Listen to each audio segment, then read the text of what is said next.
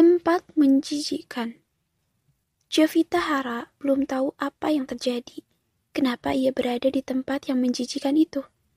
Ia mengumpulkan potongan ingatannya kembali, di mana malam itu ia hanya mengingat di rumahnya, ia melihat beberapa orang berpakaian hitam-hitam, memakai kain penutup kepala, mendatangi rumahnya, dan mendengar suara tembakan. Lalu melihat tubuh ayah dan ibunya, serta kedua adik laki-lakinya, terkapar tidak bernyawa.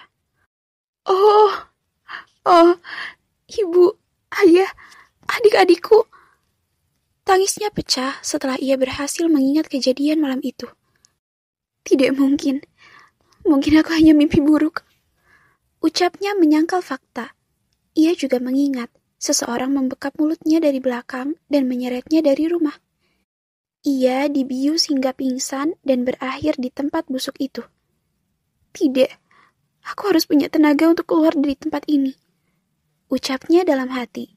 Apel di tangannya ia usap-usap lagi dengan baju. Jovita mulai menggigitnya dengan rakus, karena ia merasa sangat kelaparan. Ia tidak tahu berapa lama berada di gorong-gorong yang berbau busuk itu. Bunyi gigitan apelnya menggema dalam gorong-gorong. Sesekali ia memukul-mukul dadanya untuk memperlancar turun dari tenggorokannya. Karena bukan hanya rasa lapar yang menderanya, tapi rasa haus juga lebih menyiksa. Hingga apel itu habis dimakan olehnya, hanya menyisakan pangkal bagian tengahnya yang sangat tipis. Ia merasa sayang harus membuangnya, karena satu apel belum cukup mengganjal perut. Bahkan pangkal bagian tengah juga ia makan, dan masuk juga ke bagian penggilingan perutnya. Lumayan untuk tambahan. Lelaki itu masih sibuk dengan besi-besi tajam yang ada di tangannya. Kali ini, ia memegang besi tajam yang lebih kecil. Ujungnya runcing mengkilap dan memiliki ukiran indah di bagian gagangnya. Ukiran bergambar makhluk mitos yang bisa menghemburkan api dari mulutnya. Gagangnya diukir seekor naga. Jovita tidak tahan lagi. Ia berdiri dan mendekat dengan berani memegang tangan lelaki itu. Aku ingin pulang. Jovita berhasil merebut benda tajam yang baru saja habis diasah. Ia mengarahkannya pada lelaki itu. Sekarang, ia bisa melihat dengan jelas wajah lelaki misterius itu dari dekat. Wajahnya dingin, beraura tegas, seperti jelmaan iblis berwajah tampan. Antar aku pulang, kalau kamu tidak ingin terluka. Ucap Jovita dengan suara bergetar, mengarahkan benda tajam itu ke arah lelaki itu. Ia tidak menggubris ancaman Jovita, masih terfokus pada benda di tangannya. Kamu dengar? Aku tidak... Teriak Jovita dengan lantang, mencoba mengumpulkan keberaniannya. Ia mengarahkan benda tajam mengkilap itu ke wajahnya, namun ia tidak terusik sedikit pun. Aku tidak main-main, hei! Ia berteriak makin lantang. Letakkan benda itu, sebelum itu menyakitimu. Ujar lelaki itu dengan santai, tanpa menoleh. Sikapnya terlihat biasa tanpa terusik, membuatnya Jovita semakin marah. Ia mengayunkan benda itu tepat di wajah lelaki itu. Ia menghindar, memundurkan wajahnya, menangkap tangan Jovita dengan satu tangan. Menahan tangannya dengan santai. Tenaga Jovita tidak ada apa-apanya baginya. Tangan kanan Jovita masih bertahan sekuat tenaga, berusaha mengarahkan kepada lelaki itu. Tapi tidak diduga dengan gaya santai. Ia melakukannya dengan gerakan cepat, mengerahkan benda tajam itu hingga mengiris lengan Jovita. Bekik wanita itu dengan suara lirih. Ia mundur memegang lengannya. Ia melukai lengan Jovita. Darah segar mengalir deras dari lengan kiri yang disayat sendiri, karena lelaki itu yang memaksanya melakukannya. Ia meringkuk menahan sakit. Ia menatap lelaki itu dengan tatapan sayu, berharap ia diberi pertolongan pertama. Tetapi ia tidak peduli. Ia membiarkan Jovita merasakan rasa sakit itu. Darah itu semakin mengalir deras. Pada akhirnya, ia melemparkan kotak obat padanya. Jovita ingin membalut luka dengan kain kasa, tapi tangan kokoh milik lelaki misterius itu menahannya. Ia membukanya, kembali menyiramnya dengan cairan antiseptik dan alkohol, dan melakukan jahitan darurat ala tentara. Karena luka itu lumayan dalam, luka menganga dengan panjang hampir 5 cm. Hah?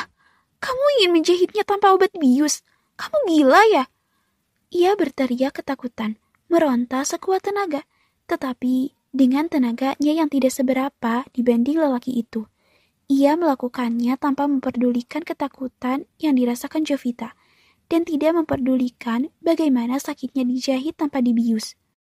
Saya tadi sudah memperingatkan kamu, benda itu bisa melukaimu, tapi kamu tidak mendengarnya. Ucapnya dengan tatapan bengis. Tubuh Jovita Hara gemetaran dan kehabisan suara, karena teriakannya menahan jahit tanpa bius. Dijahit tanpa dibius rasanya sangat sakit.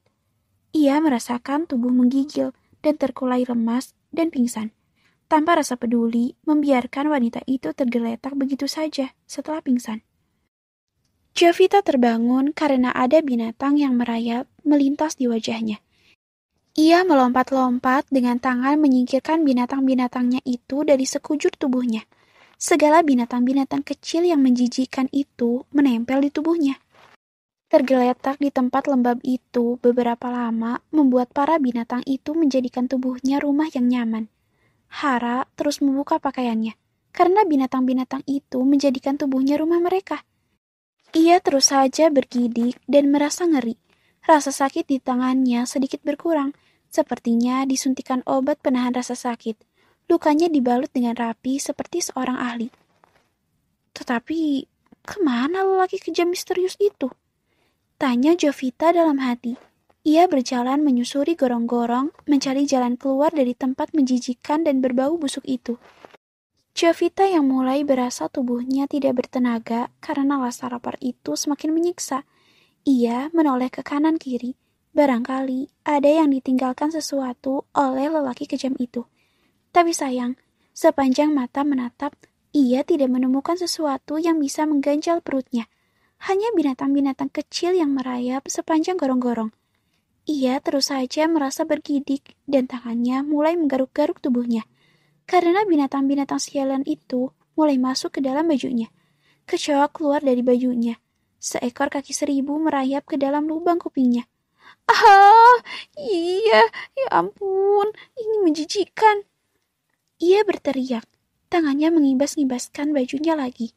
Bahkan di rambut panjangnya bersarang banyak binatang kecil yang menjijikkan. Jovita seorang gadis kota yang biasa hidup mewah dan dimanjakan kedua orang tuanya. Bisa dipastikan, ini pertama kali baginya bertemu dengan jenis-jenis binatang itu. Kemana lelaki jahat itu? Berjalan menyusuri lorong, mencari jalan keluar sampai ia menemukan satu pintu dari gorong-gorong itu. Tangannya dengan cepat membukanya. Ia tidak peduli pintunya menuju kemana.